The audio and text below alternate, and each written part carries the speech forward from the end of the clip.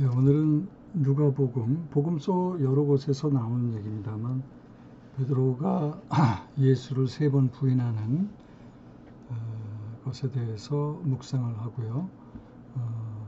묵상 성경 관련 성경 구절로 누가복음 22장 이야기를 참고합니다. 먼저 이제 첫 번째 장면은 22장 31절에서 34절까지의 말씀인데, 이제 베드로에게 3번 부인할 것을 예수님이 미리 이야기를 하죠. 그 다음에 이제 54장 4장에서 62절 말씀인데, 대제사장 집에 가서 2번 부인을 하고, 그리고 이제 마지막 장면은 마지막으로 3번 부인을 하면서 닭이 울게 되니까 그때 예수님과 베드로가 이렇게 눈이 마주치고 베드로가 그 예수님 말씀을 생각하면서 통곡하는 장면이 나옵니다. 먼저 이제 첫 번째 장면에 보면, 근데 그 이 구절 전에 제자들끼리 서로 누가 크냐고 다투는 장면이 나옵니다. 그때 예수께서는 섬기는 자가 큰 자다 라고 말씀을 하는 것으로 미루어 그 예수님이 6월절에 돌아가시기 직전까지도 예루살렘에 입성한 후에도 제자들은 이 다윗 왕, 그 메시아에 대한 환상이 있었던 것으로 그렇게 생각이 되고요.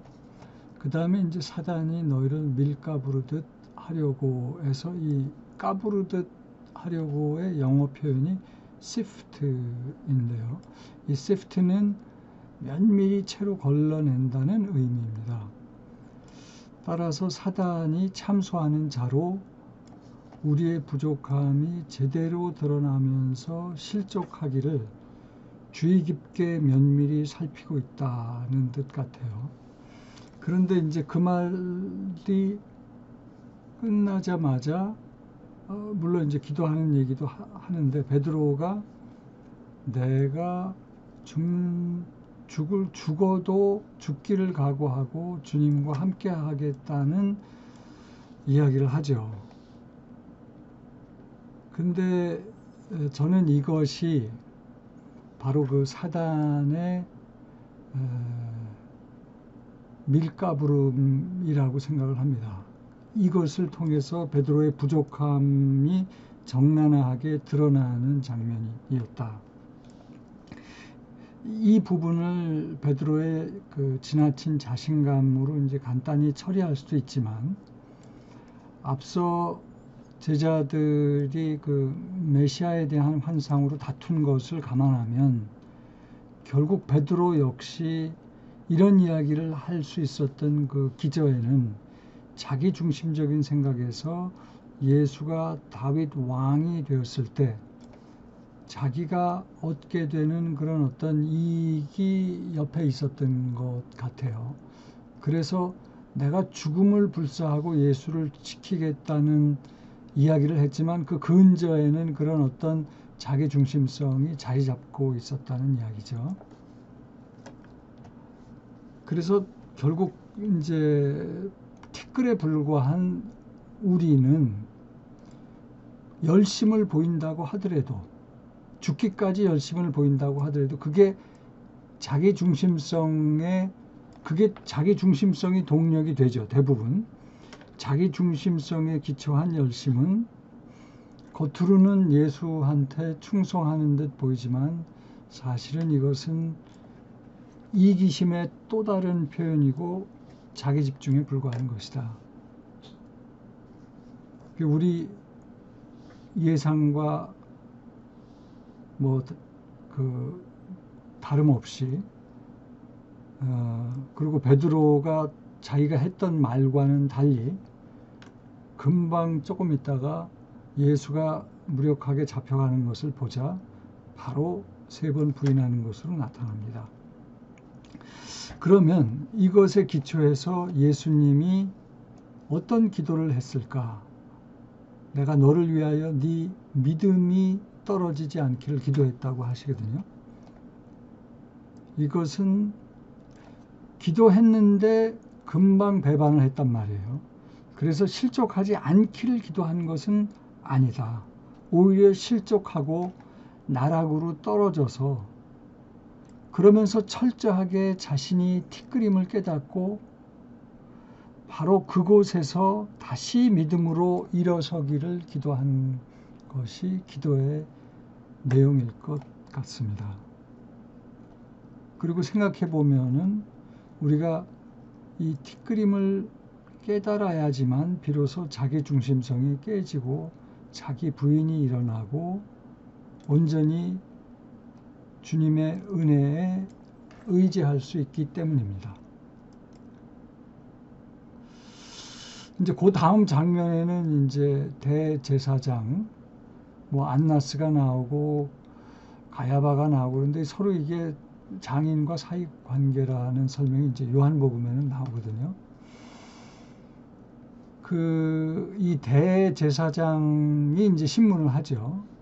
근데 그곳에서 베드로가 이제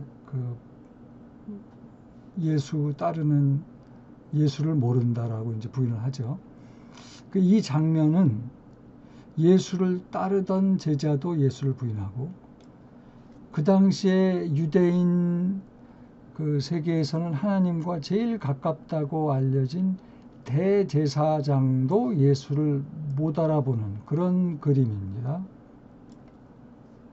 따지고 보면은 유대인들은 당시 그 율법에 의해서 가늠한 자도 돌로 쳐서 죽일 수 있었고 스데반 집사가 사도행전에 보면 실제로 돌로 죽임을 당하잖아요.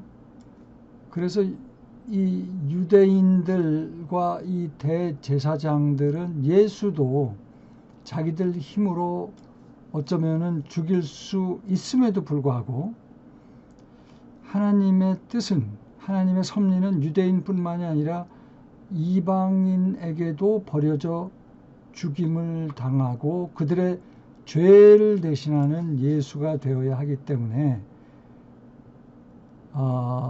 로마 총독 빌라도한테 또 넘겨지면서 이방인인 빌라도를 이 장면에 포함을 시키는 것 같아요. 요한복음 11장에 보면은 이 대제사장인 가야바가 나사로 부활 사건으로 민중이 동요를 하니까 예수 한 사람을 죽여야 한다. 그래야지 유대 민중의 안정을 꾀할 수 있다는 식의 얘기가 나오죠. 그 가야바의 판단은 잘못됐지만 또 옳은 판단이라고 볼 수가 있어요. 그래가지고 예수가 죽게 되면서 이게 참 하나님의 오묘한 섭리가 이 속에 숨어 있는 것 같은데 예수는 거꾸로 자신이 죽어야지만 이 과정에서 모든 인류를 구원하면서 구원의 문제를 해결하는 그런 하나님의 섭리가 또 숨어 있잖아요. 그래서 마치 요셉이 자기 형들의 어떤 악마성 때문에 팔려가지만 그 속에서 하나님의 섭리로 인해서 애굽의 총리가 되고 형제들 자기 아버지 야곱까지 이렇게 구원하는 이런 어떤 것들이 숨어 있는 것처럼 이 가야바는 결국 자기가 판단해서 옳은 일을 하지만 그래서 예수가 거기서 죽어나가지만 예수는 하나님의 섭리는 그 속에서 예수의 죽음을 통해서 인류를 대속하는 이런 것들이 숨어 있다는 얘기죠. 그리고 또 이 그림을 보면은 정작 심판받아야 할 사람들이 심판의 주체가 되는 예수를 심판하고 있는 굉장히 이 아이러니한 지금 상황이 전개되고 있습니다. 그리고 이 가운데 유대인은 물론 이방인의 심판을 받아 무죄한 자인 예수죠. 무죄한 자 예수가 그들의 죄가 되어 죽고 대신 그들을 살려내는 이 오묘한 하나님의 섭리. 일각에서는 이곳에서 예수를 부인한 베드로가 생명의 위협을 느껴서 그랬다라고 해석이 되죠. 이 누가복음이나 마태복음에는 그렇게 되어 있어요. 근데 요한복음 18장에 보면은 꼭 그렇지 않은 것 같아요. 여기에는 사도 요한과 대제사장이 서로 아는 사이라 이렇게 쉽게 그 집을 들어가고 나오고 하는 것 같은 이야기가 나오거든요. 그러니까 그 얘기를 참조하면은 이 베드로의 예수 부인은 이게 위협을 느껴서 부인하는 것이 아니라 위협받지 않는 상황에서도 베드로의 죄성 때문에, 그 죄성이라는 것은 다윗의 영광을 꿈꾸고 거기서 자기가 우의정, 영의정 이런 거를 챙겼던 그런 자기한테 이익이 된다고 생각할 때는 죽음까지도 불사하고 예수를 지키겠다고 말은 했지만 정작 예수가 이렇게 무력하게 잡혀가면서 이렇게 무력한 모습을 보이자 더 이상 자기 중심에서 판단할 때는 이익이 안 된다는 생각과 함께 어떻게 보면은 좀 더 쉽게 예수를 부인할 수 있지 않았을까 하는 생각도 듭니다. 그 다음에 이제 베드로가 나는 아니다. 이제 예수를 부인하면서 그런 식의 대답을 하잖아요. 이게 이제 우크에임이라는 그 말이라고 합니다. 근데 예수는 나는 나다라고 에고에임이라고 이제 얘기를 다른 곳에서 여러 번 하잖아요. 이게 이제 대조가 되는데 이제 그 예수나 하나님은 내가 나다라고 할 수 있지만 우리는 내가 나다라는 말을 할 수 없는 티끌 같은 존재라는 거죠. 그래서 베드로가 여기서 예수를 부인하면서 나는 아니다라고 했지만 사실은 우리는 나는 아니다라는 그러면서 그 예수 하나님 은혜에 의존할 수밖에 없는 티끌 같은 존재라는 그런 어떤 인식도 필요하다는 생각이 듭니다. 결국 베드로는 예수를 부인하면서 그 자기 다짐과는 달리 이제 실족을 하는데 여기에 우리 그 소명을 알 때의 중요한 원리가 숨어 있다고 합니다.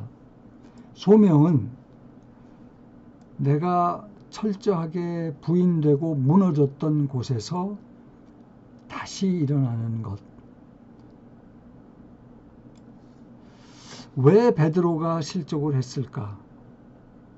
그래야 철저히 자기 부인될 수 있기 때문에 그렇다. 그리고 거기서 다시 일어나야 이것은 감정에 따른 것이 아니고 나의 어떤 자기 의에 따른 것이 아니라는 것이기 때문이죠. 그래서 이것과 관련된 사도 바울 서신서에 나오는 약할 때 강한 자 되는 그 원리와 이게 서로 통한다는 거죠. 사도 바울도 자기 가시를 없애달라고 이야기를 하지만 그 하나님 뜻은 그게 아니잖아요. 그러면서 약할 때 강한 자 얘기를 이제 고린도후서에 나오지 않습니까? 이게 여기 다 상통하는 얘기인 것 같습니다. 그 다음에 이제 제일 마지막 장면에 보면은 베드로가 이제 부인을 하고 세 번째로 그리고 닭이 울고 드라마틱한 장면이 이제 주께서 베드로를 보시고 눈이 마주친 거죠. 베드로는 그 주의 말씀이 생각나 결국 밖에 나가서 통곡하는 장면이 나옵니다. 이 장면은 요한복음 18장에 보면은 이제 숯불을 쬐다가 일어났던 장면이고 숯불은 여기 말고 또 다른 요한복음 21장에 딱 한 번 더 등장을 하게 되는데 그때는 예수 부활 후 예수님과 베드로가 다시 만나는 곳에서 나오죠. 그래서 이 요한복음 얘기지만 사도 요한은 고의적으로 이 둘을 대조시킴으로써 숯불 앞에서 철저히 나락으로 떨어졌지만 또 숯불 앞에서 다시 일어서는 베드로를 대비시킨다고 합니다. 닭이 울 때 예수가 이제 베드로를 보게 되는데, 이때 물론 얘기는 안 하고 눈으로 이렇게 마주치지만 제 상상력을 동원해서 예수가 베드로에게 무슨 말을 과연 하고 싶었을까? 아까 앞서서 예수의 기도가 실족하지 않게 하는 것이 예수님의 기도가 아니었고, 실족하더라도 다시 일어서게 하는 것이 예수님의 기도가 맞다면 아마도 이런 말씀을 하지 않았을까. 괜찮아 베드로야, 이제부터 시작이니 내 은혜 안에서 나를 꼭 붙들어라. 그것이 믿음이다. 네가 나를 사랑하는 것이 아니라 내가 너를 죽기까지 사랑하는 것을 잊지 말아라. 꼭 다시 일어나라. 이런 어떤 격려. 그런데 그런 말을 들었다면 절에도 통곡을 할 것 같아요. 이 통곡의 의미는 예수께서 미리 말씀해 준 것에 대한 그 의미를 조금이나마 이해할 수 있는 것과 연결이 있을 것 같고, 또 자신을 위해서 기도해 줬다는 말씀도 하셨잖아요. 그것도 기억이 났을 거고, 또 같이 있으면서 사랑받았던 그 기억과 함께 티끌과 같은 자신을 대신해서 저 예수가 저 비참한 자리, 그런데 그 자리는 내가 있어야 할 자리인데 저기서 능욕당하는 예수와 또 눈이 마주쳤단 말이에요.